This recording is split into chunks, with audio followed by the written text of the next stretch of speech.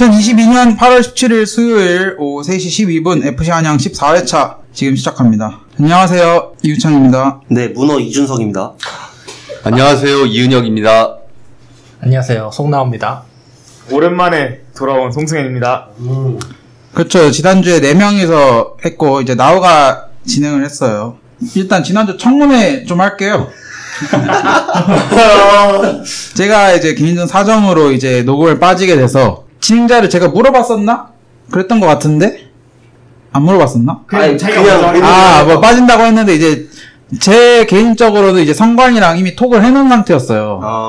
성관아 너가 좀 해줘. 근데 이제 나우가 하겠다고 해서 실은 나우가 센스도 있고 성관이는 좀 차분한 편이기 때문에 나우가 하는 스타일이 더 재밌을 것 같다라는 판단 하에 이제 나우에게 좋아 맡겨봤는데 편집본을 들으신 분들께서는 뭐 어떤 감정이었지는 모르겠지만 원본을 들은 저는 얘가 생각이 많았구나.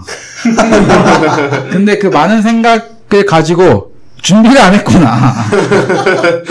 뭐 이런 생각이 좀 들었습니다. 본인 지난주 진행에 대해서 어떻게 생각하시나요? 저는 개인적으로 원본이 더 재밌었던 것 같은데 많은 부분이 잘려서 아쉽네요. 같이 녹음 참여한 두 분 동의하시나요? 사실은 뭐 재미는 솔직히 저는 보장이 됐다고 생각하는데 경기를 안 봐왔어요, 진행자가. 경기를 아스날 거만 봤나? 제가 기억이 잘 안 나는데. 2경기 정도 봤습니다. 그래서 정작 패널인 제가 이제 성관이 형 생각은 어떠세요? 이런 말을 했던 기억이 나서 다음부터는 그냥 우찬이 형이 쭉 하셨으면 좋겠다. 이렇게 그래서 생각합니다. 이번 주엔 많이 봐왔습니다. 네, 알겠습니다. 은혁이 형 어떠셨어요? 나우 진행. 저 나우 진행이 확실히 재미는 보장이 됐는데 뭐랄까 제가 옆에서 잘 하지 못해서 너무 아쉽습니다. 누구를 탓할 생각이 없습니다. 이제 저는 작가 겸 이제 진행자 역할을 하는데, 작가 입장에서 이제 출연자들이 대본대로 안 하면은, 기분 나빠하는 작가들도 있다고 하더라고요. 근데 이제 저번 주에 제가 이적서를 좀 많이 적어놨죠. 막판에 몇 개 후루룩 넘겨버리고 지나가는 과정에서, 안 되겠다. 하면서 오늘 그거 남긴 거 제가 들고 왔고, 그 진행자 피셜로 우리 이런 건 다루지 맙시다. 이런 것까지 해야 네, 되나? 이런 말을 했던 그게 잘렸죠. 네. 저도 확실히 기억합니다. 네, 축구 팟캐스트인데 지난 거 47분 중에 영화 얘기가 한 10분. 오프닝 토크죠, 오프닝 토크. 오프닝 토크가 4분의 1. 네. 야, 오프닝 토크를 이제 축구 얘기하지 말자 해서 영화 얘기를 꺼낸 취지는 좋았으나 중간에 또 갑자기 무슨 87년생 축구선수 찾으면서 갑자기 또 영화 얘기로 산으로 넘어가는 거를 이제 또 제가 들으면서 나오는 축구보다 다른 팟캐스트 하나 만드는 게 좋지 않을까. 성나오의 영화공작사 하나 만드세요. 네. 이렇게 생각을 했는데 그래도 색다른 느낌이었던 것 같고 간혹 가다가 종종이라고는 말하지 않겠습니다. 간혹 가다가 나우에게 또 부탁을 해보면 괜찮은 그림이 나오지 않을까 이런 생각을 해보면서 승현이는 지난주에 뭐 하고 왔나요? 뭐 하고 왔냐고요? 네. 저는 이렇게 빈 시간 동안 사실 여행도 갔었고 제가 저번 주 월요일에 못 왔던 거는 사실 그 병역 판정 검사. 그래서 어떻게 됐죠? 네. 남자답게 1급 나왔습니다. 야, 안타깝네요. 네. 나라 지켜야죠. 예. 축하합니다 나오더라고요, 나오면서. 그래요? 네, 1급입니다. 그거 사람이 축하한다고 말했나요? 사람이 아니라 기계에서. 태블릿에 뜨죠? 네네. 몇 급이라면 뜨면서 이제. 저는 사람이 말해줬거든요. 저도요. 그런가요? 대구 내려가서 해가지고, 사실 교통비도 좀 두둑하게, 나라에서 받고, 그랬습니다. 그런 일이 있었군요. 저도 처음에 그거 돈 받는 줄 몰랐거든요. 그래서 그렇죠. 친구가 알려줘서 뒤늦게 알았어요.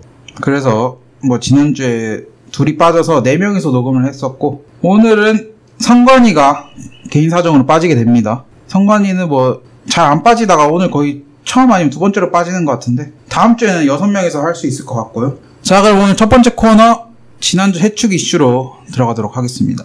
이제 세리아랑 라리가도 개막을 했죠.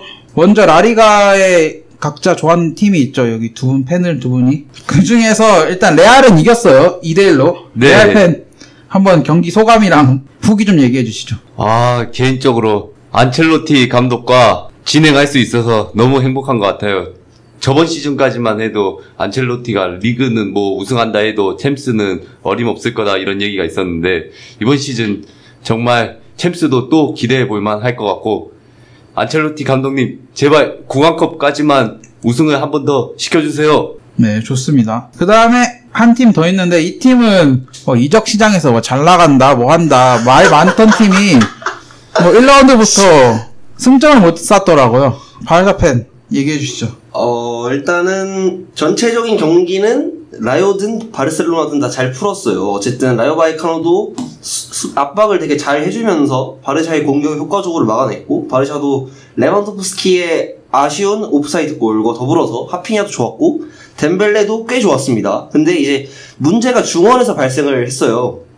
사실 부스케츠는 막판에 퇴장을 당할 정도로 되게 경기 기여도적인 측면에서는 좀 별로였고 평점도 후스코어드 기준으로 최전에 5.7점이 나왔어요. 사실 되게 번뜩이는 패스들은 있었던 것 같은데 조금 부스케츠 개인의 활약으로는 많이 아쉬웠다. 그리고 역시 왼쪽 풀백에서 알바가 조금 지치면서 막판에는 이제 3백 느낌으로 이제 왼쪽 풀백이 사라진 상태로 경기를 해야 될 정도로 어쨌든 뭐 마르코스 알론소는 누구는 빨리 데려와야 어떻게든 해결이 될 것 같다라고 생각이 들었고 역시 프랭키 데용은 나가면 안 된다가 또 증명이 됐어요. 어쨌든 가비를 빼고 프랭키 데용을 넣었는데 데용이 이제 나오면서 공격 전개 되게 잘 풀어주고 볼 운반해주고 이제 부스케츠의 조금 떨어진 기동력을 좀 채워주면서 어쨌든 위협적인 슈팅까지 만들어내는 모습이 나왔고 또 페드리도 살짝 아쉬웠습니다. 어쨌든 전반적으로 봤을 때 중원에서 아쉬웠던 것 때문에 중원을 거치는 빌드업을 많이 하는 바르셀로나가 득점이 나오기가 좀 어려웠다는 점 그리고 결정력 측면에서 좀 아쉬운 장면이 많이 나왔다는 점이 0대0을 만든 것 같고 라요 바이카노랑은 저번 시즌에 팔카오한테 먹혀서 진 적이 있거든요. 그래서 저는 이번에 조금 불안하긴 했는데 예상을 벗어나지 않게 또 비겨서 어쨌든 2라운드를 저는 좀 잘 준비를 해서 최대한 조직력을 만드는 게 바르샤가 빨리 자리를 잡는 데 도움이 될 것 같습니다. 레반도프스키가 선발 출장했는데 유효슈팅이 0개더라고요. 아주 좋습니다. 사실은 레반도프스키가 내려와서 연계해주는 모습은 솔직히 찾아보기 좀 힘들었습니다. 어쨌든 뭐 좀 이따 나오겠지만 맨시티 홀란드도 그렇고 이렇게 빌드업 위주로 하는 팀의 장신 스트라이커가 왔을 때 연계에서 조금 어려움을 보여주는 장면들이 많은데 아직 레반도프스키도 그런 측면에서 사비가 완벽하게 활용하고 있다고 보긴 어려웠어요. 그래서 사실 뭐 침투 자체는 좋았으나 마무리로 연결되는 패스의 질이라던가 아니면은 뭐 위치 선정 이런 부분들에서 조금 아쉬웠던 것 같고 그래서 저는 점차 발전해 나가리라고 믿어 의심치 않기 때문에 빨리 이제 쿤데도 등록이 돼서 조금 빨리 스쿼드를 잘 꾸려나갈 수 있었으면 좋겠습니다. 쿤데가 아직도 등록이 안 됐나요? 지금 이제 라리가가 욕을 먹고 있어요. 원래는 이제 바르셀로나가 욕을 먹었다가 지금 쿤데 제외하고 전원 등록이 됐는데 베티스가 또 최근에 재정난이다 뭐 등록이 안 된다 하면서 제가 알기로 바르샤가 등록 안 됐을 때 역시 똑같이 6명이 등록이 안 됐었던 걸 기억하거든요. 그래서 사실 이제 테바스가 조금 정책적인 측면에서 많이 욕을 먹고 있는 것도 결국은 이제 클럽들의 수익을 인정해주지 않으면서 계속 이제 뭐 사실은 이런 말도 나오고 있죠. 뭐 레알 마드리드한테만 특혜를 준다. 뭐 이런 거는 사실 검증이 되진 않은 사실이지만 어쨌든 정책에서의 조금 약간 차별적인 이런 규제가 적용이 되면서 테바스가 욕을 먹고 있기 때문에 뭐 쿤데 등록은 좀 8월 말 안에는 될 거라고 생각해서 네 라리가가 저는 좀 부응했으면 좋겠는 사람으로서 이 정책 자체는 바뀌어야 된다라고 생각합니다. 네 좋습니다. 골이 좋네요. 여튼 뭐 못 이겼어요. 그러니까 우찬이가 정말 해피하겠군요. 그 다음에 라리가 얘기 여기서 마무리하고 그 다음에 이제 리그왕으로 넘어가도록 하겠습니다. 은혁이 형은 이제 레알 못지않게 PSG도 응원을 하고 있는데 PSG 경기 뭐 대승이긴 했습니다만 또 여러 이슈가 있었잖아요. 맞아요. 음바페 네이마르 있었는데 어떻게 보셨나요? 음바페는 뭐 PK 사람이 뭐 실축할 수도 있죠. 왜냐면 그날 컨디션이 안 좋으니까. 그럴 때는 네이마르 선수나 메시 선수한테 넘겨주면서 조금 융합이 되게 나아가야 되는데 경기장에서 그래버린 거는 이럴 거면 그냥 레알로 가지 그랬나. 왜냐면 레알에서 어차피 저는 봐도 재밌게 잘 보고 좋아할 테니까. 근데 PSG 아무리 자기가 PK 전담 뭐 그런 내용이 있다 해도 조금 아쉬웠습니다, 솔직히. 이제 저희가 나우랑 준석이 들어오기 전에 성관이 코너로 뭐 네이마르를 팔고 덴벨레를 데려오자. 이걸 음바페가 요청했다면 어떻게 할 것인가 이런 주제로 토론을 한 적이 있었는데 제가 이와 같은 상황을 미리 좀 언급한 적이 있었어요. 음바페가 네이마르를 재계약을 하면서 이번에 본인은 이제 네이마르보다 위라고 생각을 하면서 어느 정도 팀의 입지를 공고히 하면서 꼬장을 부릴 것이다. 그 당시에 제 기억으로 은혁이 형이 둘의 관계는 끈끈하기 때문에 그럴 일 없었다고 얘기를 했었는데 보다시피 지금 불화설이 슬슬 나오고 있죠. 근데 파리가 불화설이 없던 팀이 아니잖아요. 그렇죠. 전에도 뭐 유럽 선수랑 브라질 남미 선수랑 또 싸운다부터 시작해서 뭐 카바니 네이마르도 PK로 싸운 적이 있었고. 근데 지금 뭐 유력한 파리 생제르맹 기자죠. 제가 이름이 좀 생각이 안 나는데. 킨셀라? 말고.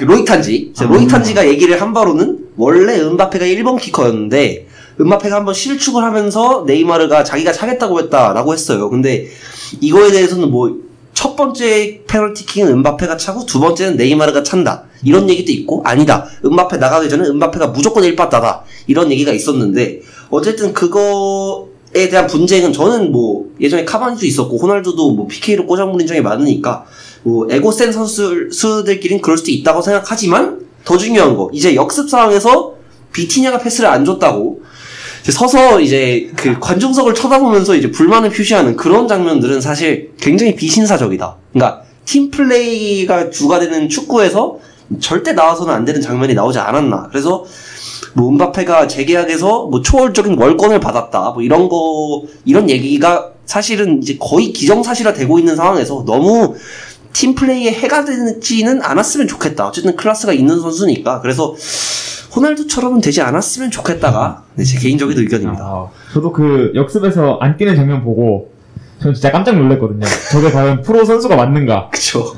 역습에서 지한테 패스 안 준다고 안 뛰고 저는 사실 PK 양보 안 하고 그거는 그래도 그럴 수 있지 않나. 그쵸? 그럴 수 있지까지는 아니고 파리니까 파리랑 레알 같은 약간 슈퍼스타들이 많이 모인 클럽에서는 서로 자존심도 세고 하니까 싸우는 장면 많은데 그거 보고 저는 경악을 금치 못했습니다. 정확히 말하면 안 뛰는 게 아니라 뛰다가 패스 반대 방향으로 가니까 획 돌아서서 멈춰버려. 그렇죠. 음바페가 벨기에전 때도 그런 모습을 보여줬었죠, 옛날에.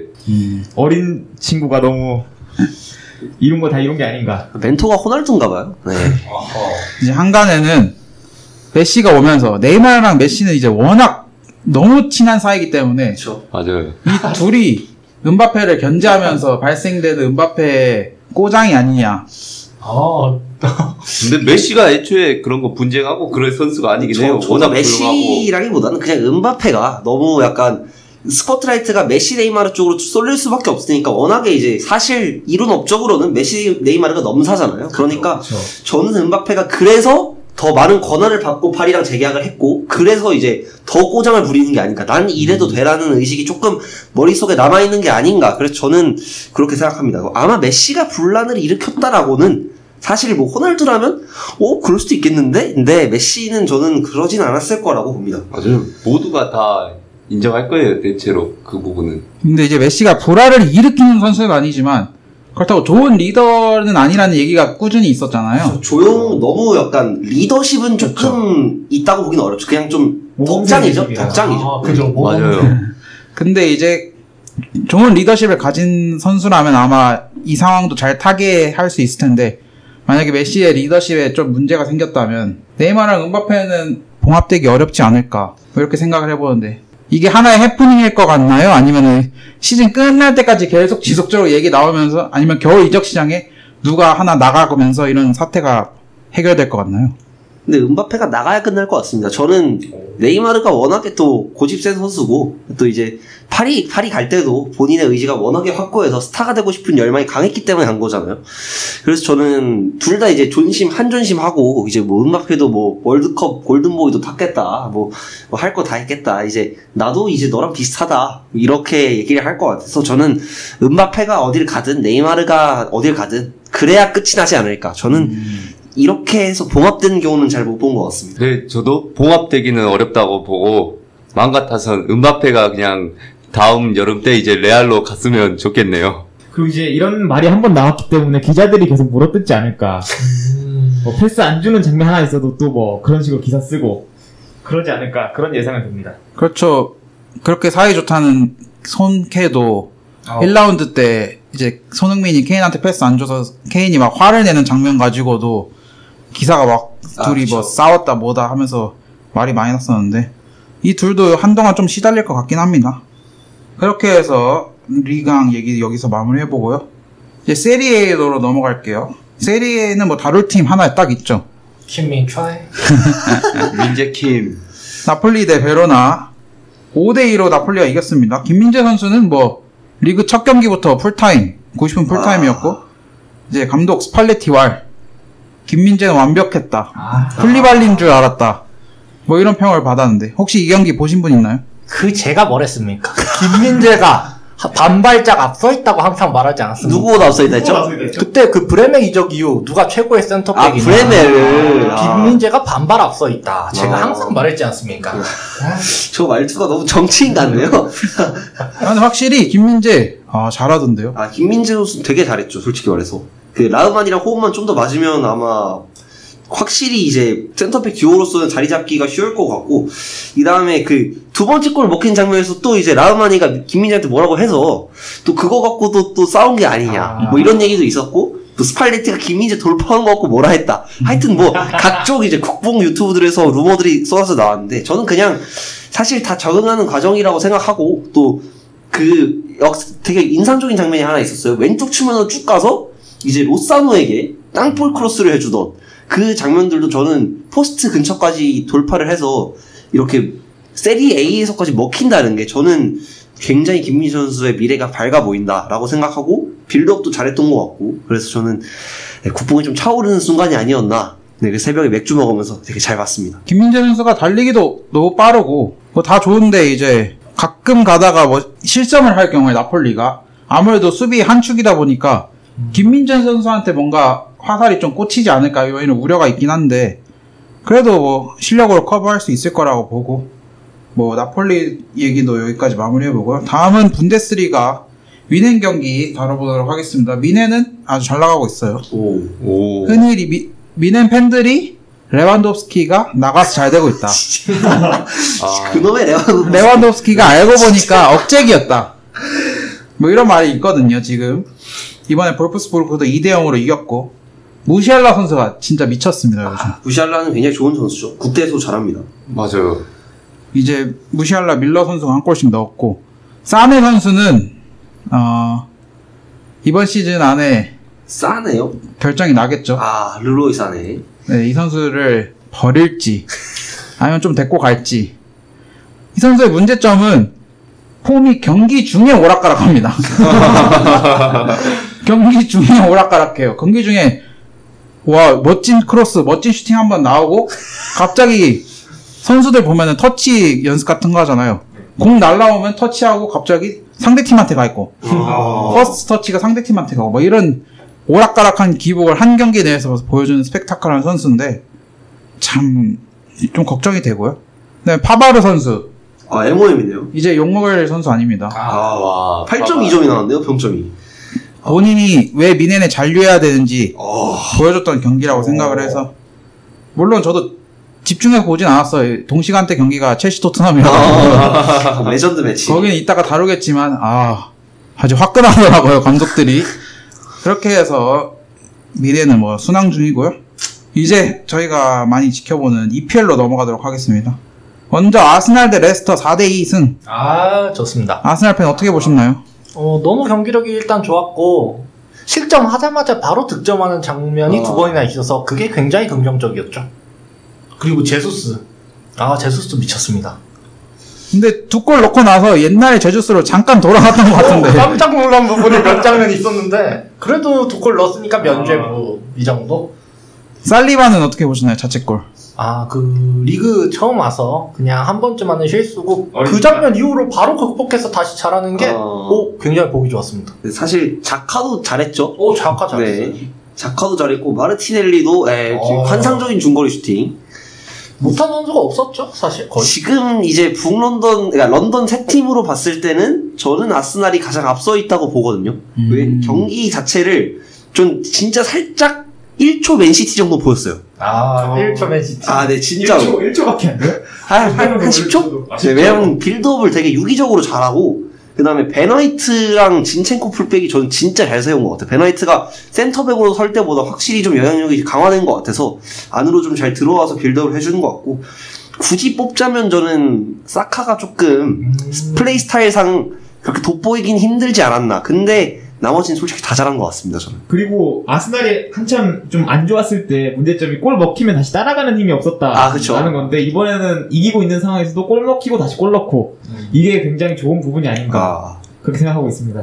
그리고 이제 에밀 스미스 로우가 작년에 팀 힘들 때 좀 열심히 해줬는데, 아파요. 아프고 이제 마르티넬리가 너무 잘해줘서 그쵸. 다시 주전을 뺏긴 듯한 느낌도 있어가지고 뭐 그런 점도 있었고요. 뭐 좀 신겹게 이겨가지고 별로 재미가 없었어요, 저는. 아스날이 좀 잘해가지고 근데. 아스날이 잘하니까 재미가 없더라고요. 네, 다 못 때문에 진짜.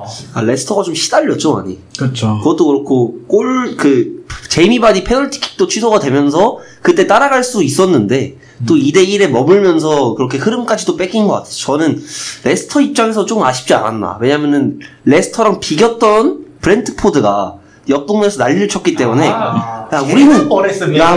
우리는 맨체스터 유나이티드랑 4대0으로 잡는 팀이랑도 비겼는데 아스날한테 진다? 조금 아쉬웠을 거라고 생각합니다. 네, 그 화제의 경기가 있었죠. 어쨌든. 그 다음에는 아직 그 화제의 경기보다는 네. 맨시티 본머스 4대0으로 부셨습니다. 뭐 홀란드가 득점은 하진 않았지만 그래도 홀란드는 나쁘지 않았다는 평가가 주류고요. 뭐 은혁이 형 혹시 뭐 경기 재밌게 보셨나요? 네, 저는 특히 홀란드에 대해서 할 얘기가 조금 있었는데 개인적으로 홀란드가 다른 리그에 가면 못할 것이다 이런 말이 있었는데 오자마자 어떻게 보면 리그 개막부터 해서 2경기 2골 1도움 어떻게 보면 거의 XG가 한 경기당 한 골이 아닌가 해서 개인적으로 너무 기대되고 홀란드가 정말 맨시티에서 챔스도 그렇고 리그를 잘해줘서 한방 보여줬으면 좋겠습니다.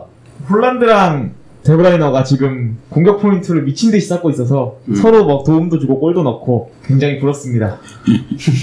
홀란드가 스트라이커 치고 되게 연계도 좋은 편이더라고요. 수비 가담도 때로 적절하게 해주고 그래서 전 홀란드가 너무 마음에 듭니다. 네, 가장 인상적인 골은 아무래도 이제 데브라이너의 아웃프론트.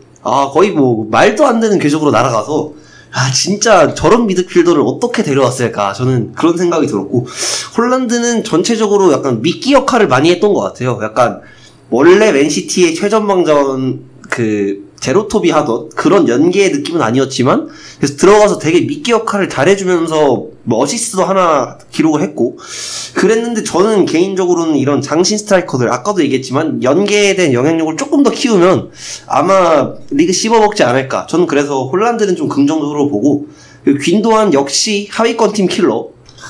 정말 완벽한 골을 또 집어넣어주면서 귄도안도 잘했고 칸셀로 너무 부럽고요. 네. 그리고 에데르송도 웬일로 신계 모드에 발동해서 다 막았거든요. 그래서 맨시티가 아무래도 리그 우승 경쟁에서는 조금 많이 쉽게 앞서 나가지 않을까 생각해 봅니다.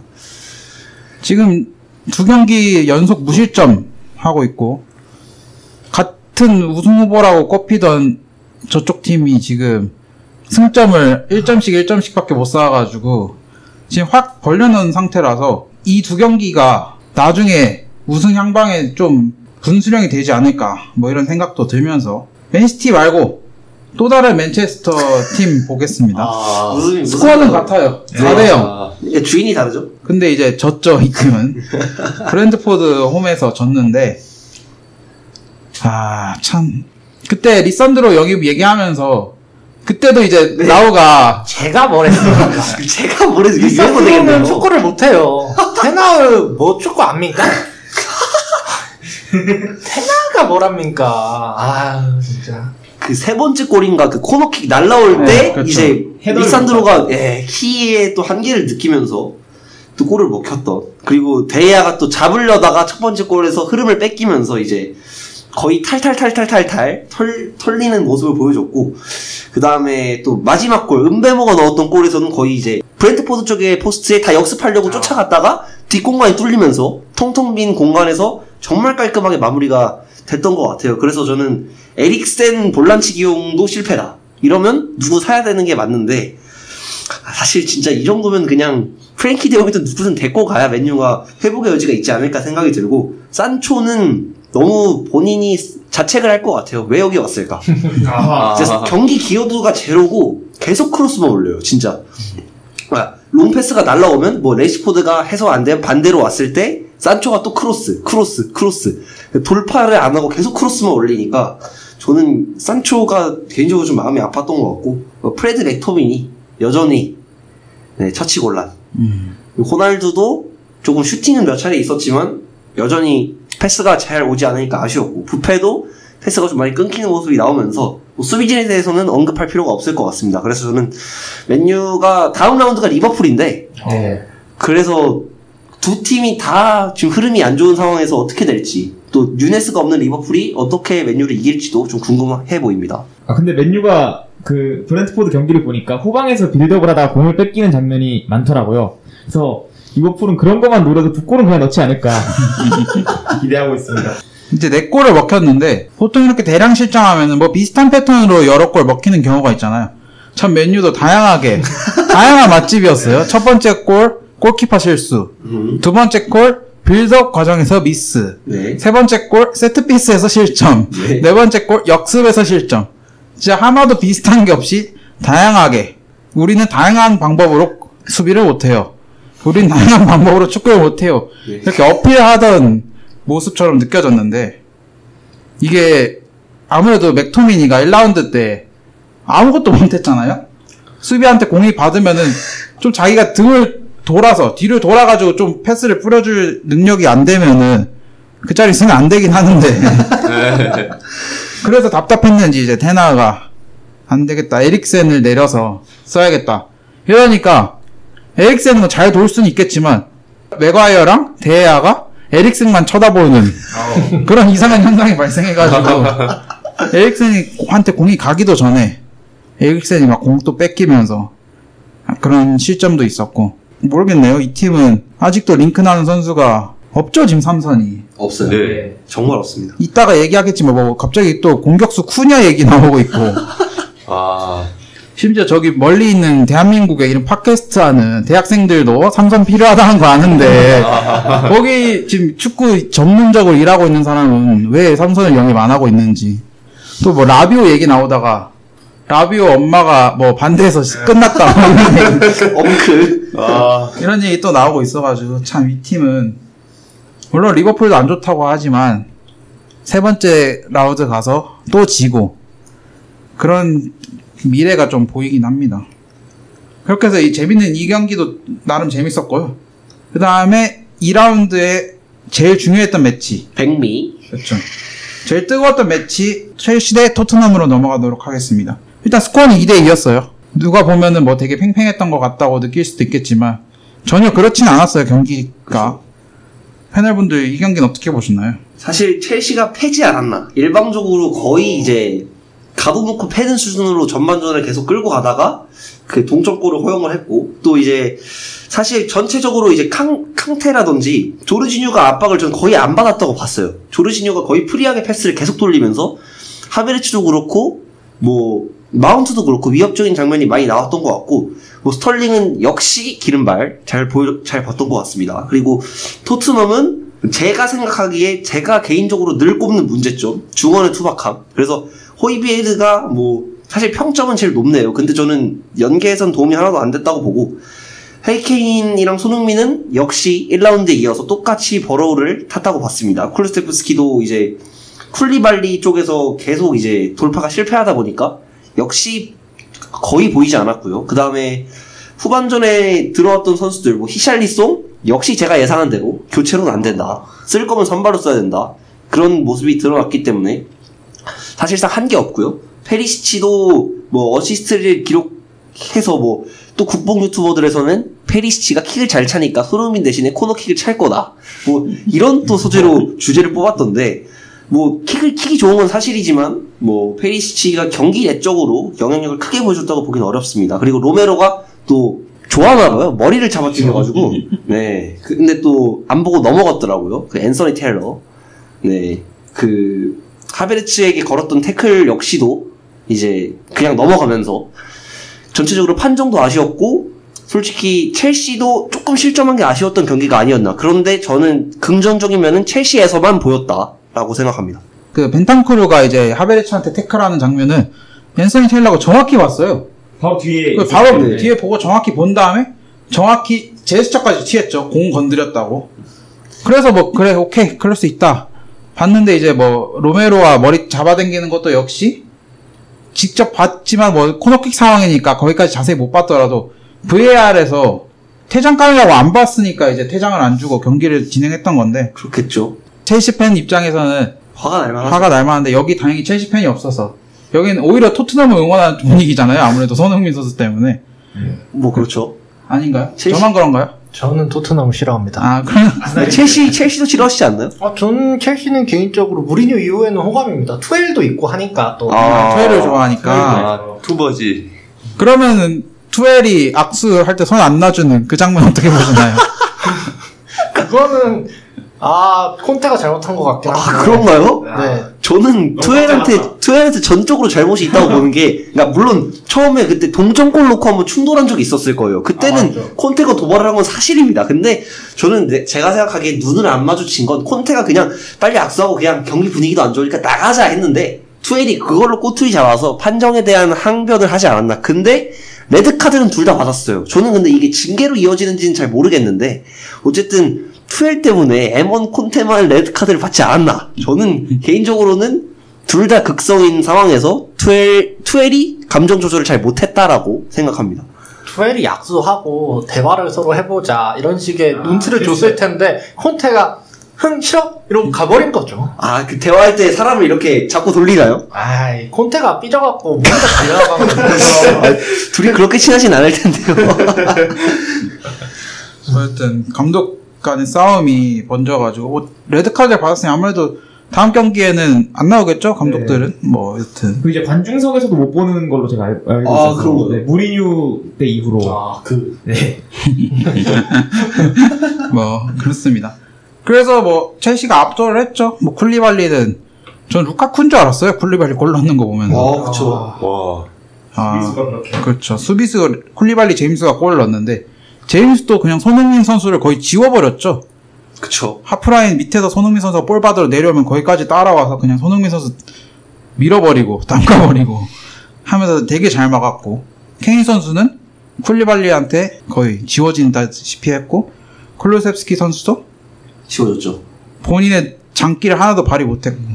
근데 아까 페리시치 키커 얘기를 했는데 참 신기한 게 페리시치가 왼발잡인데, 물론 양발 잘 쓰지만 또 오른발로 코너킥을 처리를 하더라고요.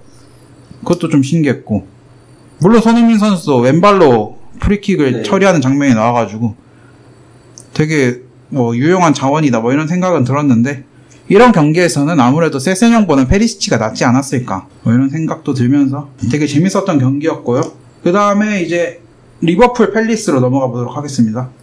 리버풀 팬은 이제 막장 경기 또 박치기 때문에 좀 세다 하시겠는데 어떻게 보셨나요? 괜히 쓸데없는 박치기를 해서 퇴장도 당하고, 이게 3경기 징계를 먹었기 때문에 3경기인가요? 네, 앞으로 3경기를 못 나온다고 하는데, 지금 그러면 이제 탑에 설 수 있는 자원이 지금 누네즈가 징계로 못 나오고 조타가 부상이고, 그래서 아마 또 피루미노를 봐야 될 것 같은데 좀 걱정이 됩니다. 앞으로 남은 3경기. 근데 다행인 점은 그래도 퇴장당하고 바로 디아스가 멋진 솔로골을 넣어줬기 때문에 질만한 경기를 무승부로 그래도 승점 1점이라도 따온 골이 아니었나, 디아즈는 높게 칭찬하고 있습니다. 이제 박치기를 하고도 성이 안 풀려가지고 막 되게 씩씩대면서 나가라고 해도 잘 안 나가고 막 그런 장면이 있었는데, 확실히 뭐 경험이 없어서 그런지 아니면 프리미어리그만큼 빡센 견제를 못 받아서 그런지는 모르겠지만 되게 아쉬웠던 장면이었던 것 같아요. 그래서 지금 이 2경기 연속 무승부인데 어떻게 보시나요, 이번 시즌? 전 이미 우승은 글렀다고 생각하고 있습니다. 2위는 가능하다고 보시나요? 2위도 힘들다고 봅니다. 아하. 그러면 2위 누가 할 것 같다고 봐요? 2위는 리버풀보다 순위가 높을 만한 팀? 없어요. 저는 좀 생각이 다르긴 한데. 첼시? 좀 첼시 아니면 아스날이거든요? 오, 아스날이. 그 왜? 아스날 이미 너무 안 어울려가지고. 그러니까 안 어울리긴 하는데, 사실 경기가 약간 철학이 확고한 팀이라서, 저는 이 팀이 이걸 계속 밀고 나가고 조직력을 쌓다 보면, 사실 리버풀도 잡을 수도 있지 않을까요? 그래서 리버풀이 안 한다는 이런 가정인데, 저는 리버풀이 2등 할 것 같아요, 그래서. 저는 첼시 2등, 리버풀 3등 정도. 못해도 3등은 하지 않을까, 그래도.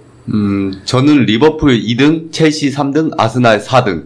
아스날 챔스 진출. 네, 토트넘은 힘들어요. 아스날은 사스날. 뭐죠? 그거 매기는 건가요? 뭐요? 지금은 사스날이 최고의 칭찬 아닌가요? 그쵸. 목표잖아요, 4. 그죠. 네. 왜냐면 지금 챔스를 아무래도 6년째 못 가고 있으니까. 지금 그래도 감사하셔야 될 게 어떤 팀은 2패하고 허덕이고 있어요. 맨 밑에 있을 거예요, 아마. 20입니다, 20. 네. 맞아요. 진짜. 작년 승격팀한테 4대0으로 진 팀도 있는데, 솔직히 아스날 정도면 저는 충분히 3등감도 가능하지 않을까 생각합니다. 지금 잘하고 분위기 좋고 하니까, 팀. 네. 아스날 팬들이, 저는 개인적으로 아스날이 이렇게 가다가 한번 미끄러질 거라고 보거든요. 제가 아스날 싫어하는 게 아니라, 계속 부정적인 얘기만 하는데, 아스날 선수들이 너무 젊잖아요, 어리고. 그렇죠. 이 선수들은 제가 봤을 때는 개인적으로는 한번 미끄러지면 그게 단적인 예로 이제 지난 시즌 뉴캐슬, 토트넘 연전에서. 그렇죠. 연전에서 다 지면서 다 잡은 물고기를 놓치는 그런 느낌처럼 한번 미끄러지면서 이번 시즌도 4위 싸움 되게 재밌을 것 같다고 보고요. 저번 시즌과 달리 이번 시즌에는 아마 첼시, 토트넘, 저 개인적으로는 첼시, 토트넘, 아스날 3명이 이제 경쟁을 하지 않을까. 리버풀이 조금만 더 내려오면은 저도 리버풀까지 꼽을 텐데 아직 리버풀은 리버풀이다 보니까 일단 그 세 팀이 작년에는 첼시가 좀 미리 고지를 선점했던 거 반면에 이번에는 세 팀이 끝까지 경쟁을 하지 않을까 이렇게 생각을 잠시만요. 그 빅6에 한 팀 빠졌는데 어떻게 하죠? 그 팀은 제가 봤을 때는 감독 바뀔 거거든요. 저도 맞아요. 저는 9월에 과감하게 과감한 예측을 해보자면 좀 감독 바뀔 거라고 보거든요.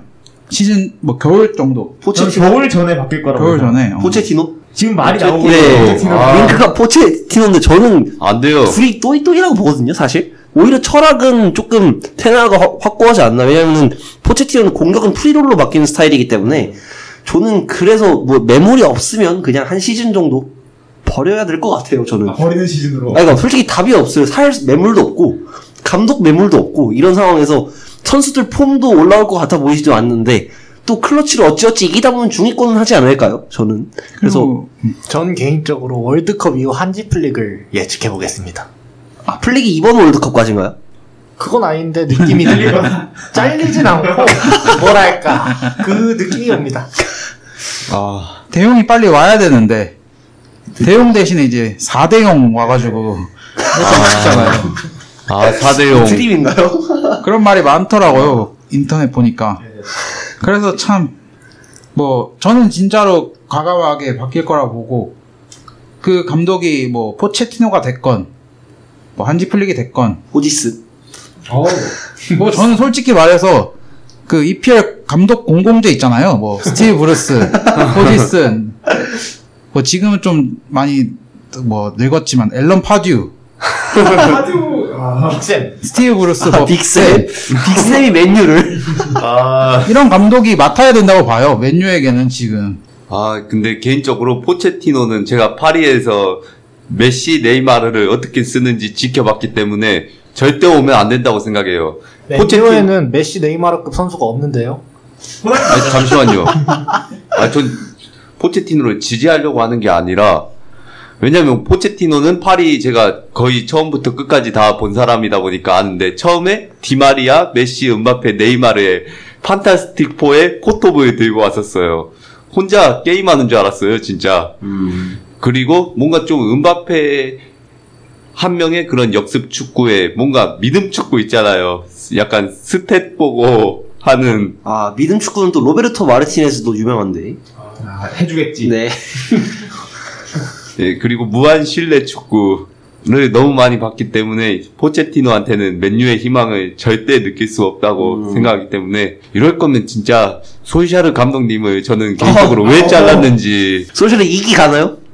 솔직히 저는 솔샤르가 그나마 지금 저 팀에는 가장 괜찮은 감독이 아니었나 오. 지금 생각해보면 그렇게 들어요. 저는 개인적으로 솔샤르를 물론 전술이 없긴 하지만 그래도 그렇게까지 나쁘게 보지만은 않았어요. 오히려 솔샤르가 계속 있었다면 맨유가 4위는 하지 않았을까 그런 생각도 많이 들었어요. 차라리 그 스카이 스포츠에서 입만 털지 말고 게리 네빌이 좀 내려와서 뭐라도 해주면 되지 않을까요? 게리 네빌이 너무 비판만 하고 네빌도 감독하다가 네. 발렌시아를 말아먹은 바르샤랑 7대0이 났던 적이 있죠. 뭐 실제로 아까 나와 얘기했던 것처럼 월드컵이 있으니까 월드컵 끝나고 또 감독진들이 변화가 있을 거 아니에요, 나라마다. 매물이 좀 많이 나올 그렇죠. 거. 매물이 많이 풀리면은 실제로 저는 거기서 한 명 맨유가 잘 주워서 맨유는 이제 뭐 선임하고 이런 느낌 아니고 주워서 써야지 않을까. 뭐 이 팀은 제가 봤을 때 올 시즌 농사는 뭐 글렀다. 저는 이렇게 단언 짓겠습니다. 야, 그럼 뭐 벤투 죽을 수도 있겠네요? 벤투가 벤투 이번 월드컵까지일 텐데. 계약이 이번 네. 월드컵까지. 뭐 벤투도 맨유도 재밌을 것 같네요. 벤투 맨유 하면 또 저 진짜 극한의 빌드업을 추구하시는 분이기 때문에 세티엔인 줄 알았어요. 네, 그래가지고 또 그 맨유 갖고 4-3-3 빌드업 축구를 어떻게 할지 전 되게 궁금하거든요. 세티엔도 워낙 전술이 없기로 유명한 세티엔 전술은 있는데 고집이 세죠. 네, 그렇게 해서 첫 번째 코너 지난주죠. 지난주 해축 이슈 여기까지 해보고요. 두 번째 코너로 넘어가도록 하겠습니다.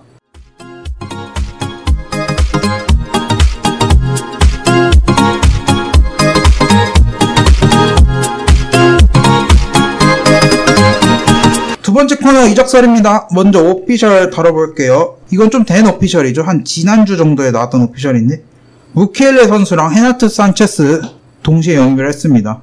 PSG 팬, 이 두 선수 어떻게 보시나요? 헤나투 산체스는 원래 미드필더 조금 실력이 괜찮았다 보니까 나름 파리 중원에 있어서 뎁스적인 측면에서도 그렇고 괜찮은 선택이었다고 생각하고 있어요. 그리고 무키엘레는 라이프치히에서 나름대로 활약이 있었고 또 하다 보니까 파리에서 데려온 것 같은데 개인적으로 라이트백의 캐러를 보다가 이제 무키엘레를 보니까 조금은 숨통이 트일 것 같습니다. 근데 캐러가 독일 국대 아닌가요? 독일 국대이기는 한데 개인적으로 못하나요? 그렇게 썩 만족스럽지는 못합니다. 약간 라이트백도 조금 땜빵에 가까운 그런 느낌이라서 하킴이 없을 때 그쵸. 그리고 수비 같은 경우에도 킴펜베가 또 만족스럽지 못하고 근데 저번 시즌까지만 해도 파리 생제르맹이 막 라모스나 메시 그런 대형 FA나 아니면은 하킴이 되게 좀 유명하거나 스탯 좀 좋은 선수들을 되게 많이 영입했잖아요. 반면에 이번 시즌 같은 경우에는 그런 스텝보다는 조금 더 성장 가능성이나 잠재력을 보고 좀 더 투자를 한 것 같아서 뭐 비티냐도 있고. 네, 비티냐 진짜 확실히 이드리사 게예 선수를 보다가 비티냐의 축구를 보니까 중원 장악도 잘 되고 행복했어요, 개인적으로. 그래서 이번엔 조금 더 실속 있고 실리적인 영입을 좀 더 가깝게 하지 않았나 생각이 들어서 만족스럽습니다. 그리고 그 헤나투 산체스가 사실 저번 시즌에 리버풀과 링크가 좀 진하게 났었는데 저는 사실 그때 오기를 바랬던 사람으로서 일단 리버풀이 좀 중원이 나이가 좀 있기 때문에 어린 이런 미드필더 오면 진짜 좋겠다 생각했는데 이제 PSG로 왔고 이제 저는 다음 시즌에 예상하고 있는 건 벨링엄이 왔으면 좋겠다. 주드 벨링엄. 맞아요. 주드 벨링엄. 좀 비싸게라도 줘서 벨링엄 같은 어린 자원이 있는 게 좋지 않나. 산체스를 보니까 그런 생각이 드네요. 벨링엄이 또 저랑 친구기 때문에 나이가 저랑도 친구죠. 네. 03년생들이 요즘 핫해요. 네, 그렇죠. 뒤에 나올 세시코도 03년생. 저희가 나이가 좀 들었네요. 네. 미넨 팬으로서 헤나토 산체스는 듣기 싫은 선수입니다. 되게 인정하죠. 그냥 아무것도 아닌 선수였다고 들었거든요. 이도저도 아닌. 근데 헤나토 산체스가 진짜 잘했어요. 미넨 오기 전에. 미넨 오기 전에 그러니까 샀겠죠. 벤피카에서 정말 잘했거든요. 그래가지고 미넨에서 이제 35밀 당시 400억 가까이 주고 왔는데 진짜 와 이런 말도 안 되는 선수가 어떻게 있나 싶을 정도로 엄청 못하다가 결국 미넨에서 나간 다음에 다시 잘해가지고 다시 B클럽을 옮겼는데 한번 B클럽에서 실패한 경험이 있어서 PSG 가서 뭐 어떨지는 모르겠지만 뭐 아직도 97년생이니까 뭐 지켜볼 만할 것 같고요. 그 다음에는 이제 코스티치 선수 얘기가 있습니다. 유벤투스로 이적을 했죠. 오피셜입니다. 코스티치 선수는 이제 페리시치 오기 전에 토트넘 링크가 좀 진했던 선수인데 결국에는 뭐 토트넘은 페리시치를 선택했고 코스티치는 유벤투스를 선택했습니다. 12밀 4년 계약이고요. 뭐 코스티치 선수는 뭐 유로파컵에서 잘 보여줬고 이런 점이 있어서 유벤투스 가서도 기대가 되고요. 다음 오피셜은 세르히오 고메스입니다. 안더레트에서 맨시티로 이적을 했고요. 2000년생 레프트백이고 바르샤 유스 출신입니다. 바르샤 유스 출신인데 바르샤 팬 네. 쿠쿠렐라에 이어서 또 다른 레프트백 유망주가 이제 세계 각국에서 지금 활약을 하고 있는데 어떻게 보시나요? 바르셀로나가 이제 원래는 예전에는 이제 라마시아에서 키워서 쓴다고 유명했는데 최근에 이제 바르토메오가 오고 스타 플레이어들 수집 도장 끼기를 시작을 하면서 이제 유망주들을 해외로 역수출을 해버리는 현상들이 발생을 했어요. 그래서 MLS 쪽은 사기를 쳤고 그 다음에 피르포는 사기를 당하고 그걸 또 다시 사기를 쳤고 그 다음에 뭐 토디보 같은 선수들은 좀 실패해서 판 거긴 하지만 어쨌든 되게 아쉬운, 특히 이제 쿠쿠렐라는 제가 프리시즌에 1718 때인가 1819 때인가 한번 봤던 기억이 있는데 그때도 저는 사실 되게 공격적인 풀백이라서 이거 수비적으로 좀 가다듬고 쓰면 알바 대체자로 국적도 스페인이겠다 쓸만하겠다라고 생각을 했는데 여지없이 스타일에 안 맞다고 피르포를 선택을 하고 보내버리더라고요. 그래서 저는 그때도 조금 발베르데 감독이라든지 판단이 좀 아쉬웠는데 사실 세르히오 고메스는 좀 나간 지 오래됐고 이제 도르트문트 색깔이 좀 강하다 보니까 근데 공을 좀 잘 차는 선수예요. 어쨌든 윙어 출신이다 보니까 공을 좀 잘 차는 선수고 맨시티가 쿠쿠렐라를 놓친 대신에 영입을 한 거니까 확실히 좋은 영입이라고 생각을 하고 아마 저는 세르히오 고메스는 충분히 성장의 가능성이 있는 풀백이 아닐까라고 생각합니다. 이제 칸셀로 백업이잖아요. 그렇죠. 신체코를 팔고 세르히오 고메스를 데리고 왔는데 뭐 펩의 픽이니까 뭐 나름대로 기대할 부분도 있을 것 같고 처음에는 뭐 데려오고 나서 임대로 보낸다 뭐 이런 얘기도 있었는데 뭐 펩이 직접 쓴다는 얘기도 있었으니까 PL에서 기대해볼 만할 것 같고요. 그 다음 소식은 데스티니 우도지 선수입니다. 우도지 선수를 제가 얘기하니까 패널분들이 다 처음 들어봤다 이런 얘기를 했는데 우도지 선수는 이제 2002년생 이탈리아 레프트백 이번 시즌에 우디네스에서 뛰다가 임대로 다시 우디네스로 갔고요. 토트넘에서 내년에 이제 합류를 하겠다고 합니다. 작년에 이제 사르 선수가 미드필더 사르 선수를 이제 이런 식으로 영입을 했죠. 그래서 영입을 한 다음에 임대를 보냈다가 다시 올 시즌부터 사르 선수도 토트넘에서 뛰고 있는데 이렇게 만약에 이제 우도지 선수가 임대를 안 갔다면은 토트넘이 레프트백이 지금 거의 숫자가 넘쳐나요. 지금 레길론, 뭐 세세뇽, 페리시치, 우도지에다가 뭐 벤 데이비스 설 수 있고 도어티 설 수 있고 하면은 레프트백이 지금 너무 넘쳐나는데 그렇게 해서 보내지 않았을까. 페리시치 선수는 이제 곧 있으면 이제 은퇴할 나이가 가까워진 선수고 레길론은 뭐 버릴 선수고 세세뇽은 좀 지켜봐야 될 선수고 그렇기 때문에 이 선수를 영입한 것 같은데 어떻게 되는지는 뭐 지켜보면 될 것 같고요. 그 다음에 소식은 벤야민 셀슈코 선수입니다. 잘츠부르크에서 뭐 맨유 간다도 있었고 뭐 어디 뭐 밀란 간다는 얘기도 있었고 많았는데 결국에는 같은 계열사 팀이죠. 라이프치히로 이적을 했습니다. 5년 계약했고요. 23밀의 이적료인데 이 선수는 좀 유명하니까 들어보셨을 것 같은데 네. 이 선수 어떻게 보시나요? 이제 키가 큰데 그렇게 막 타겟터 느낌은 아니고 침투가 좋고 호리호리하고 발밑이 좋다. 그리고 슈팅 피니시가 좋아서 뭐 홀란드보다 더 큰 재능으로 평가한다. 이런 게 조금 주된 반응이던데 사실 뭐 플레이를 한 2경기 봤나요? 제가 그렇게 기억을 하는데 그냥 유망한 스트라이커로 보였고 그래서 저는 이 계열사 이적이 조금 뭐 처음 있는 케이스도 아니고 어쨌든 라이프치히가 테데스코 감독 이후로 전 나쁘지 않은 것 같아서 저는 라이프치히에서 잘 큰다면 아마 독일 내에서 한 번 더 큰 이적을 발생시킬 수 있지 않을까. 미넨도 세스코를 노렸었던 걸로 기억하고 레비의 대체자로 그 다음에 도르트문트도 홀란드가 나갔기 때문에 세스코를 한 2-3년 뒤엔 노려볼만 하지 않을까. 뭐 5년 계약이긴 한데 그래서 저는 이 자원을 뭐 월드컵에 나오긴 힘들죠. 슬로베니아 국적이니까. 그럼에도 클럽 대표팀 안에서는 조금 기대를 해볼만 하지 않을까 생각합니다. 그리고 현지에서는 또 미니 홀란드라고 불린다고 잘츠부르크 팬들한테. 그렇게 미니는 아니잖아요 근데 키는 더 크긴 한데 몸이 작기 때문에 아. 발은 또 홀란드보다도 더 빠르다고 그러더라고요. 맞아요. 스피드에 강점이 있고. 아니 그 키에 홀란드도 저 웨스트햄과의 첫 번째 경기에서 두 번째 골 넣을 때 찢었죠. 그 들어가면서 가져가는 그 스피드가 저는 무슨 진짜 괴물 뛰는 것 같이 샥 들어가던데 그 선수보다 빠르면은 참 94인데 키가 거의 2m에 육박하는 키인데 빠르다니까 되게 한 36kg. 잘 크면 거의 인간 병기가 되겠네요. 그러면. 그래서 아직 어린 선수기 때문에 잘 크면 진짜 메가 클럽에서도 뛰는 모습을 볼 수 있지 않을까 기대하고 있습니다. 아마 미넨 오지 않을까요? 그러면 잘 크면 미넨 갈 것 같아요. 좀 못 크면 미넨 못 가고. 근데 또 라이프치히가 챔스에 나가는 팀이 아닙니까? 그래서 홀란드처럼 챔스에서 이제 준수한 활약을 보여준다면 미넨에 가서도 적응을 정말 잘할 거다. 그런 생각이 들어요. 왜냐면 홀란드도 어떻게 보면 사실 챔스에서 증명한 게 진짜 컸으니까. 그렇죠. 그리고 마지막 오피셜입니다. 베르나 선수가 이제 라이프치히로 오피셜이 났습니다. 20밀 2026년까지인데 베르나 선수는 첼시의 수많은 공격수들의 잔혹한 역사 안에서 그나마 그 팬들이 애정을 줬던 선수라고는 생각이 드는데 너무 많았잖아요. 뭐 모라타, 토레스, 톨베지오, 덴바바, 덴바바 선수도 있었고 옛날로 가면 셰브첸코도 있고 뭐 토에바라인. 어떻게 보시나요? 베르너 이적은? 그 선수마다 본인이 맞는 리그가 있는 것 같다는 확실히. 왜냐면 이번에 베르너가 이적하자마자 데뷔골을 넣기도 했고 또 요비치요? 베르바인.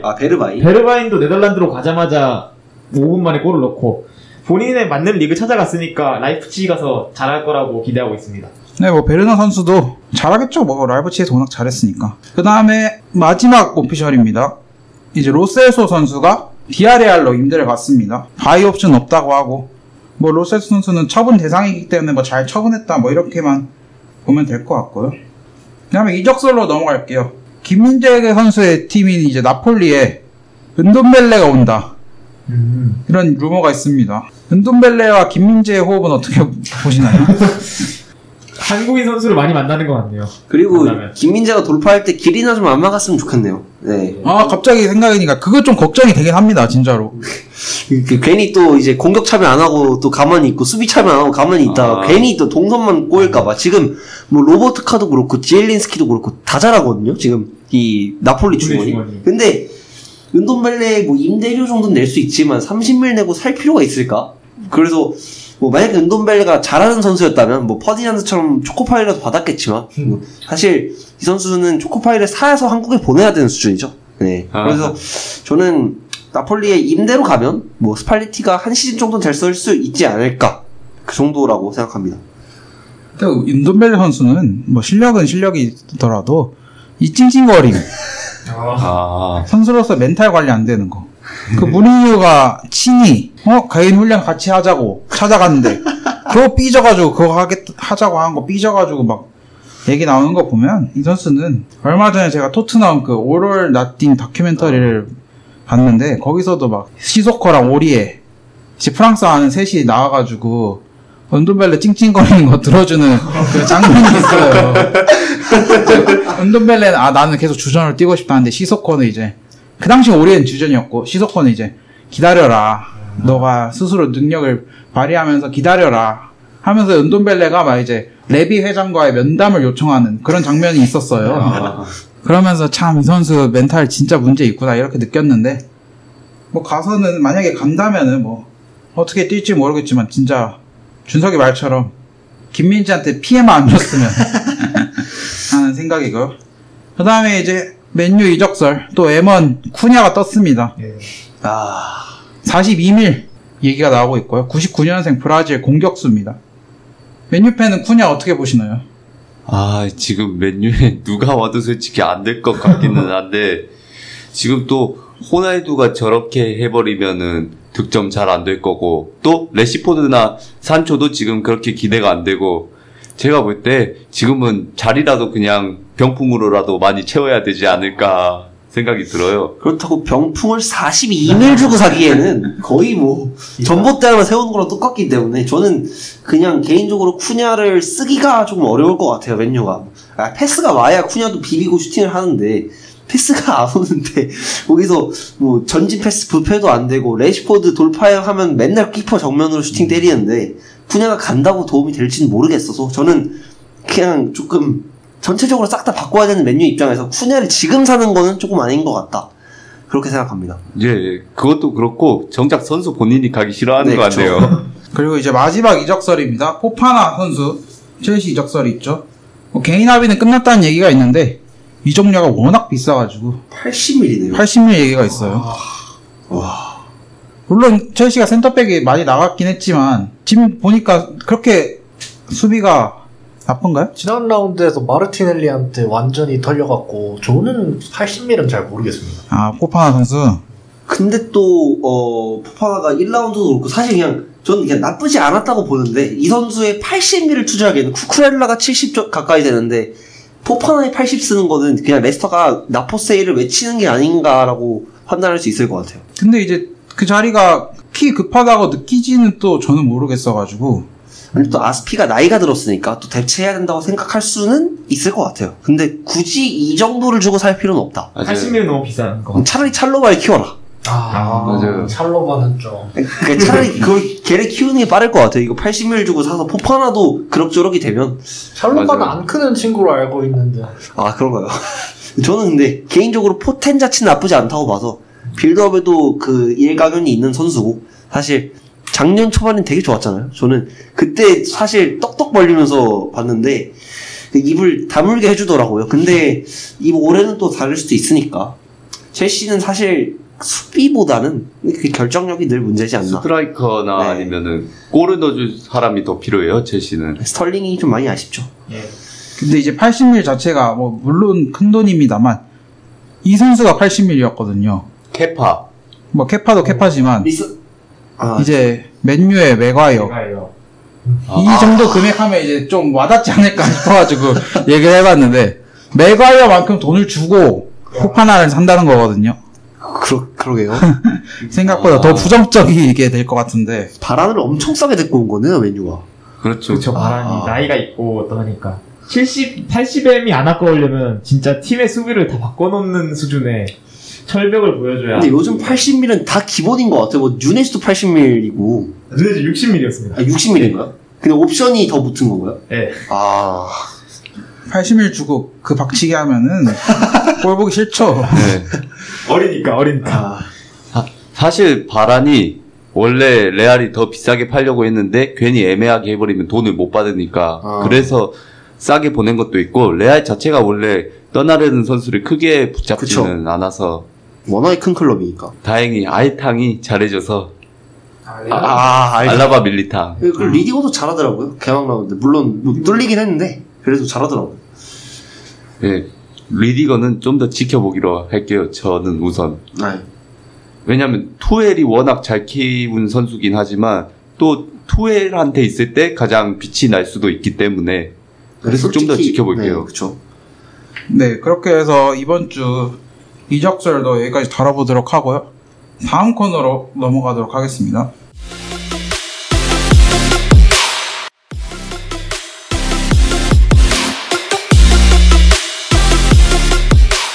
세 번째 코너 얼러바웃 카타르 2조 시작하겠습니다. 2조에는 독일, 스페인, 일본, 코스타리카가 있습니다. 먼저 독일에 대해 소개하겠습니다. 독일은 피파 랭킹 11위에 월드컵이 4번 우승의 기록이 있습니다. 그리고 유로에서는 3회 우승 경험이 있고 최근 전적만 봤을 때는 러시아 월드컵에서 32강을 했고 2020 유로에서는 16강을 기록했습니다. 감독은 현재 한지 플릭 감독이 작년에 레브 감독이 유로 이후로 떠났고 한지 플릭 감독이 새로 들어왔습니다. 이 감독 같은 경우에는 여러분들도 워낙 잘 아시겠지만 바이에른 뮌헨에서 2019-2020 시즌에 6관왕을 기록했습니다.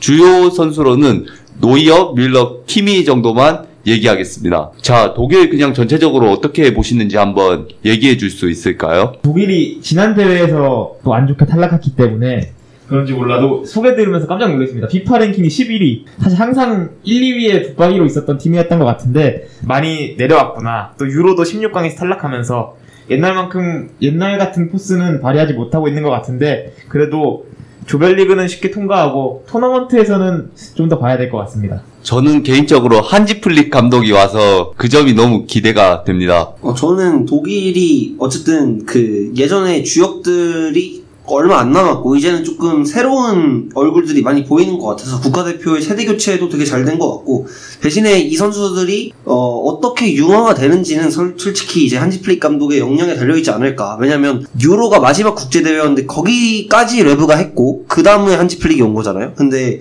한지 플릭이 사실 메이저 국제대회를 아직까지는 네이션스 리그 말고는 치른 적이 없기 때문에 월드컵을 바로 치러야 되는 상황에서 어떻게 팀을 꾸려갈지는 이제 남은 평가전이라던가 아니면은 뭐 본인의 뭐 전술적인 역량 이런 거에 따라서 조금 달라지지 않을까 생각이 들어서 저는 조직력만 좀 잘 되면 독일이 8강 이상까지 가는 데는 조금 무리가 없지 않을까라고 생각합니다. 저도 개인적으로 독일은 이번 시즌에 저는 우승 후보라고 생각합니다.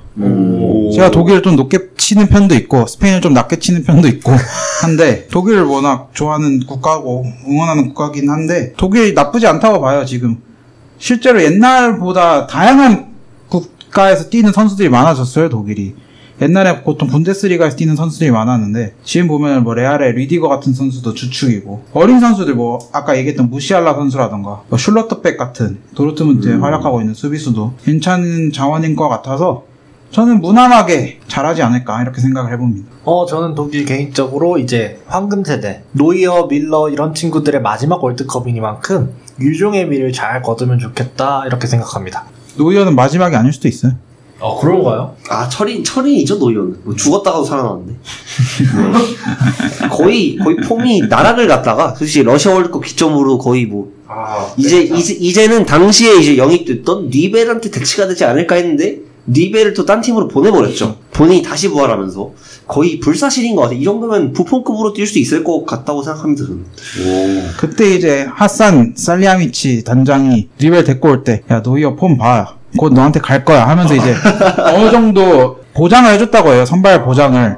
근데 갑자기 노이어가 또 밀어내면서 니벨이 언해피가 뜨고 취업사기를 그렇죠. 뭐 그런 느낌이 있었죠. 그리고 노이어 덕분에 이제 테오 슈테겐은 평생 퍼스트 키퍼로 뛰지 못하는 그리고 좋은 골키퍼 되게 많아요. 뭐 레노도 있고 되게 많은데 이제 노이어의 피해자죠. 사실 뭐 노이어가 우승을 도와주긴 했지만 노이어가 공고히 함으로써 솔직히 골키퍼적으로 세대 교체가 이루어지셨다고 보긴 조금 어렵지 않나 이렇게 생각합니다. 저희 방금 제가 나오랑 눈이 마주쳤는데 준서이가 레노 좋은 골키퍼도 있죠. 레노도 있고 했을 때 했는데 나오도 약간 의미심장한. 근데 사실 잔실 수는 있는데 나쁘지 않은 키퍼 아닌가요? 잘할 때 잘했잖아요. 네, 골키퍼가 실수가 있으면 안 되지 않나요? 아니, 그러니까 그렇다고 안정적으로 막을 땐 저는 아스널에서도 잘 막았던 것 같은데.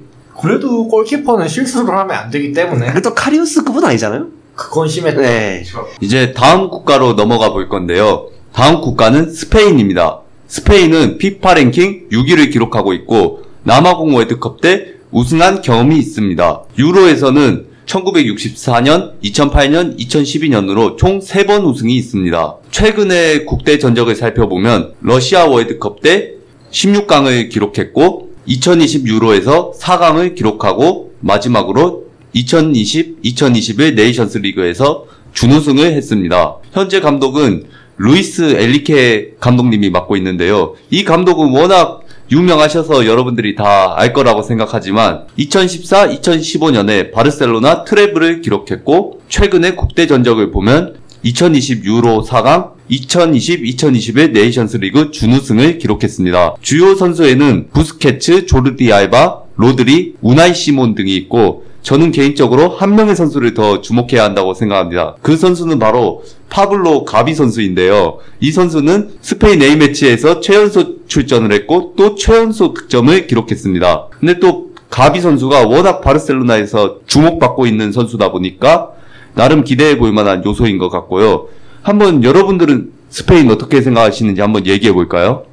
저는 이제 스페인의 또 열렬한 지지자로서 스페인 훌리건으로서 한마디 하자면 사실 같은 조에 독일이랑은 좀 색깔이 많이 다른 팀이죠. 어쨌든 독일은 피니셔들이 좀 많은데 이 스페인은 피니셔가 없어요. 지금 페란 토레스를 주전으로 써야 되는 정말 암담한 상황이 아닐 수가 없고 또 안수 파티가 폼이 멀쩡할 거라는 보장도 없는 상태에서 또 국대에서 다양성 추구한다고 또 라울 데 토마스는 뽑아놨는데 또 라울 데 토마스 못하고 거기다 제라르 모레노 부상도 많은 선수인데다가 이제 국가대표만 오면 또 버러웃하는 선수고 모라타가 주전이 돼야 되는데 저는 이 토레스 비아 이후로 스트라이커 계보가 끊긴 점이 조금 아쉽지 않나. 저는 근데 중원 자체는 사실 이번에 이탈리아가 월드컵을 안 나왔기 때문에 이번 월드컵 참가국 중에서는 거의 탑3 안에 들어갈 정도의 퀄리티라고 봐요. 저는 뭐 티아고도 있고 로드리, 네, 로드리도 잘하고 가비, 네, 가비도 잘하고 부스케츠도 있고 그 다음에 뭐 코케, 뭐 다니올 뭐 이런 선수들, 뭐 마르코스 렌트도 변화를 줄 수 있는 선수들이니까 저는 좋은 것 같은데 이제 또 수비는 또 노사화가 된 상황에서 딱히 그렇게 뭐 세대 변화가 이루어졌다고 보기는 어려우니까 저는 그래서 뭐 골키퍼 자체는 뭐 우나이 시몬을 걱정을 하진 않지만 수비랑 공격, 그러니까 중원을 제외한 나머지 두 개의 부분에서 다 구멍이 좀 뚫려 있다 보니까 독일이 사실 그러니까 하나의 팀처럼 유기체처럼 쭉 밀고 오는 느낌이, 그러니까 유기체라고 하니까 좀 이상한데, 그러니까 되게 전차군단 느낌으로 전진성이 되게 좋고 슈팅이라든지 잘라 들어오는 움직임이 되게 저는 좋았다고 봐서 저는 독일을 상대로 어떻게 할지가 좀 궁금하고 나머지 두 팀을 잡는 데는 골만 좀 들어간다면 어렵지 않게 잡을 수 있지 않을까라고 생각합니다. 저도 그 중원은 저는 탑3가 아니라 가장 좋다고 생각하기 때문에 중원은 정말 아무 걱정이 없고 화려한 중원이고, 저도 준석이 말처럼 골을 넣어줄 수 있는 피니셔가 해결이 돼야 될 텐데 골 잘 넣을 만한 선수가 없는 것 같네요. 공격수 명단을 봤을 때. 뭐 오야르 사바를 뽑아도 되고 뭐 뽑을 선수는 있는데 이 선수들이 잘한다는 보장이 없죠. 국대에 뭐 많이 계속 선발됐던 선수들이 아니니까. 그렇죠. 왜냐하면 사실 다니 올모나 오야르 사바 이런 선수들이 분명히 공격적으로 잘해주긴 잘해줄 거예요. 그랬는데 이게 중요한 순간에 골을 넣을 수 있을지는 사실 미지수니까. 그래서 스페인은 아마 이번에 8강이나 4강 정도가 딱 적당하지 않을까 그렇게 생각하고 있어요. 저도 뭐 스페인은 크게 아까 말했듯이 기대 안 하고요. 조별리그는 뭐 통과할 수 있겠지만야 뭐 실제로 뭐 이따 얘기하겠지만 뭐 조별리그도 모르겠네요. 그래서 저는 뭐 그렇게 큰 기대는 안 합니다. 저는 개인적으로 스페인의 중원이 그렇게 위대한가에 일단 의문을 가집니다. 티아고는 아플 걸로 예상하고요.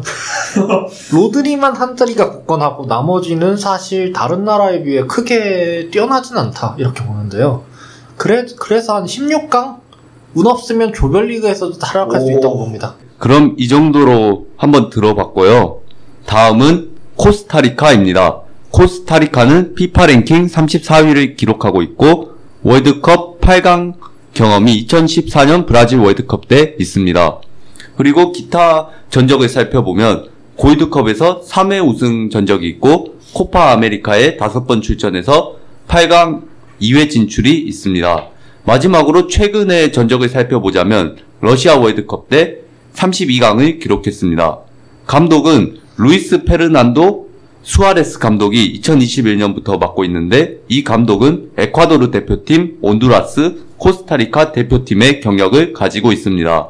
주요 선수로는 브라이언 루이스 선수가 있는데 이 선수는 A매치 143경기에서 29골을 기록했고 세컨드 스트라이커와 공미의 그런 역할을 수행할 수 있는 선수입니다.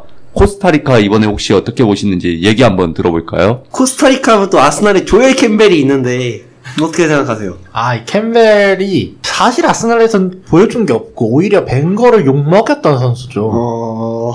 얘가 잘하는데 왜 안 쓰느냐 이런 식으로 욕을 했는데 축구도 알지도 못하는 것들이 벵거 욕을 막 했는데 결국 벵거가 옳지 않았습니까? 다 축알못들의 소리였죠. 본인은 축자랄인가요? 저는 항상 벵거를 믿었습니다. 네. 근데 좀 축자라기를 한 게 오늘 좀 예측이 좀 맞았잖아요. 리산드 제가 뭘 했습니까? 테나우 보고 축구 좀 하냐? 테나우 축구 뭐 알아? 네. 팟캐스트 호날두죠? 네. 고집이 좀 있습니다. 많이 서령우 디발라. 네. 뭐 그런 고집들이 좀 있죠. 하긴 그만큼 난사를 한다 하더라도 뭔가 확실히 그런 예측을 잘 맞춘다는 것 자체가 솔직히 쉬운 일 아니에요, 이거. 그럼요. 박명수 형이죠. 1000개 던져서 10개 정도 맞는. 괜찮네요. 그래도 그것보다 확률이 더 높은 것 같은데 제가 보기에. 대상 한번 받고. 네. 뭐 캠벨도 있지만 저는 또 나바스 선수. 뭐 월드컵에서는 항상 잘하지만 소속팀에서는 항상 세컨 키퍼로 밀려나야 되는 서름이 있는 선수인데 뭐 이번 월드컵은 뭐 코스타리카 자체가 항상 그랬듯이 큰 이변을 보여주기는 어렵지 않을까 뭐 이렇게 생각은 하고 있습니다만 또 기대해볼 만한 점은 당연히 나바스. 그런 서름을 4년마다 한 번씩 펼쳐내지 않을까 뭐 이렇게 예상을 해봅니다. 뭐 같은 조가 독일 스페인이기도 하고 코스타리카의 전력상 아마 조별리그 통과하는 거는 저도 힘들다고 보는데 하나의 가능성은 나바스가 미친놈처럼 잘 막으면 3경기만 뽀록 터지면 할 수도 있지 않을까? 근데 힘들어 보입니다. 그러면 마지막으로 일본에 대해서 다뤄보겠습니다. 일본은 피파 랭킹 24위를 기록하고 있고 16강 3번의 경험이 있습니다. 그리고 아시안컵 4회 우승에 코파 아메리카 2회 출전의 기록도 가지고 있습니다. 감독은 모리야스 하지메 감독으로 일본 U18, U20, U23 대표팀 및 일본 대표팀 코치 경력이 있는데 일본 국대 관련해서 많이 경험한 분이시네요. 주요 선수로는 요시다 마야 선수가 있는데 이 선수는 2022년부터 샬케에서 뛰고 있습니다. 추가적으로 살펴볼 점은 이 선수가 A매치 117경기 12골을 넣었는데 역대 출장 기록 4위를 기록하고 있습니다. 사우스햄튼과 삼프도리아 출전 그런 경력이 있습니다. 혹시 일본에 대해서 어떻게 보시는지 얘기 한번 들어볼까요? 저는 일본이 항상이 아니라 요즘 유소년 선수들부터 착착착착 키워서 성인 대표팀에 쓰는 거를 굉장히 잘하고 있다고 생각하기 때문에 유소년 대표팀을 맡았던 감독이 선임한 거는 굉장히 긍정적이지 않을까. 근데 이제 같은 조가 독일 스페인이기도 하고 또 일본의 역할은 사실 이 자리에 대한민국이 들어갈 뻔했잖아요. 좀 주축 때.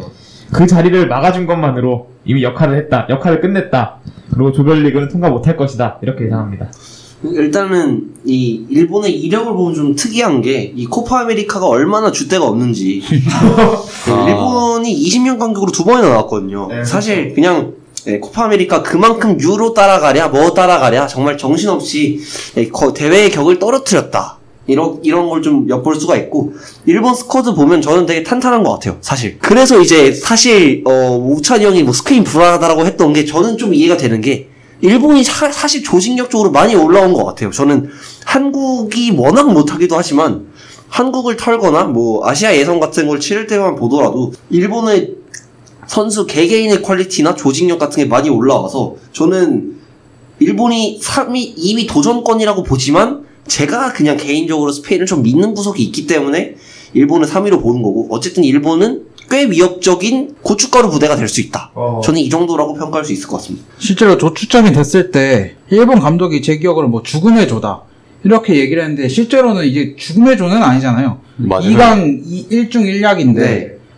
그나마 1중도 2강에게 비빌 수 없는 스쿼드이기 때문에 실제로 그렇게 사람들이 얘기는 했는데 저는 일본이 되게 잘한다고 생각해요. 물론 최근에 한국이 맨날 깨져서 더 돋보이는 경우도 있고 일본 내에서는 이제 하지메 감독의 여론이 굉장히 안 좋은 걸로 알고 있는데 그때마다 이제 벤투 감독이 길을 살려주고 여론을 이렇게 잠재워주고 한다고는 알고 있어요. 진짜 멤버가 좋습니다. 요시다 마야는 뭐 김민재 이전에 아시아 그렇죠. 뭐 프리미어리그에서 잘 통했던 최고급 센터백이었고 뭐 토미야스 아스날 팬들이 좋아할 만한 선수고 미나미노 요즘 못한다 그러는데 그리고 이제 작년 프랑크푸르트에서 맹활약하고 있는 카마다 미드가 상당히 좋더라고요. 일본이 이토 주니어도 잘하지 않나요? 이토 주니어도 잘하고 그 다음에 엔도도 그렇고 도안 리츠 창희찬 닮은 선수 있거든요. 뭐 여튼 뭐 되게 멤버가 좋다고 저는 생각을 해서 아까 말했듯이 스페인이 불안한 게 저는 일본의 선전 때문에 스페인이 좀 불안하지 않을까 제 개인적으로 그렇게 생각을 하고 있습니다. 그러면 혹시 2조에서 1위와 2위를 할 팀이 어딘지 한번 패널 분들끼리 얘기를 해보도록 하겠습니다. 저는 1위 독일, 2위 스페인. 그냥 저는 이렇게 될 것 같은 게 저는 스페인이 1위를 했으면 좋겠어요. 근데 사실 키미 고에츠카의 중원이 너무 위협적이어서 와 진짜 얘네들은 왜 이런 선수가 한 세대 동시에 나왔나라는 생각이 들고 그런 의미에서 우리나라가 또 대단하다. 왜? 이런 국가를 이겼으니까. 네. 어쨌든. 저는 좋아했었는데. 그러니까 중국식 셈법. 어쨌든. 그래서 독일이 1위를 하고 스페인이 2위를 하는 그림이 저는 무난하게 나올 것 같고, 뭐 일본이 고춧가루의 역할을 한다면 하겠지만 1, 2위는 크게 바뀌지 않을 것 같다. 이렇게 예상을 해보겠습니다. 저는 뭐 아까 넌지시 어느 정도 눈치를 채셨을 텐데 1등 독일, 2등은 일본입니다. 음. 이게 항상 우리나라 대표팀이 그 월드컵에서 일본보다 항상 잘 나갔어요, 성적이. 뭐 2002년에 월드컵 일본도 16강 갔지만 그때 우리는 4강도 갔고 2010년에는 두 팀이 동시에 16강 진출했는데 딱 저번 월드컵부터 일본은 16강 가고 우리나라는 못 가기 시작했거든요. 저는 그 기세가 더 벌어질 것 같아요, 솔직히. 그래서 이번 월드컵이 끝나면 아무래도 아시아의 최고 1위 자리는 일본이 가져가면서 이 조에서도 일본이 살아남은 걸 보면서 사람들이 이제 일본이 더 세졌다, 이걸 느낄 수 있게 만들 수 있는 월드컵이 아닌가 싶어요. 저는 준석이랑 같이 1등 독일, 2등 스페인인데 일본이 그래도 어느 정도 이변은 만들 수 있지 않을까.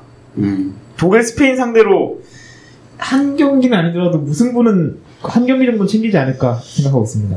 저는 일본이 불행했으면 좋겠습니다. 저는 그리고 코스타리카의 선전을 한번 기대해 봅니다.